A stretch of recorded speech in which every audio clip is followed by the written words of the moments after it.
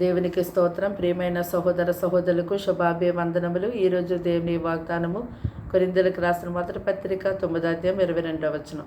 బలహీనులను సంపాదించుకొనుటకు బలహీనులకు బలహీనుడనైతే ఏ విధము చేతనైనను కొందరు రక్షింపవలనని అందరికీ అన్ని విధముల వాడనై ఉన్నాను.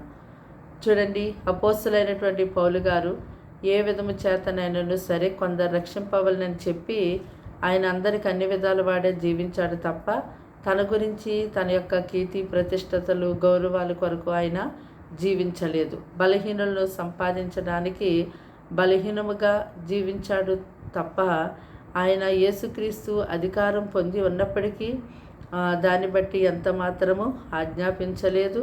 ఆయన నేను వేడుకుంటున్నాను అన్నాడు. ఫిలోమోనుకు అపోస్తలుడైన పౌలు గారు పత్రిక వ్రాసినప్పుడు, నీకు ఆజ్ఞాపించుటకు యేసుక్రీస్తుని బట్టి నాకు బహుధైర్యము ఉన్నది, కానీ నేను దేవుని ప్రేమను బట్టి వేడుకొనుట మరీ మంచిదని చెప్పి నిన్ను వేడుకుంటున్నాను అని అన్నాడు.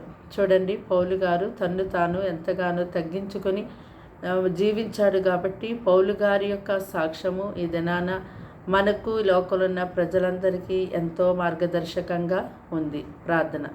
దేవానికి వందనాలు, స్తోత్రాలు, స్తుతులు తండ్రి. మాటలు వింటున్న నీ బిడ్డలు మీ రక్తంతో కడిగి ముట్టి బలపరిచి దీవించి ఆశీర్వదించండి. వారి కుటుంబాలని ఎంతో చుట్టూ కంచెవేతండి. కీడు శోధన అపాయాలను తప్పించండి. శత్రు సాతాను పన్నాగములను పడదోయండి.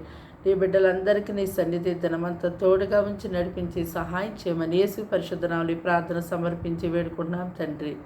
ఆమేన్.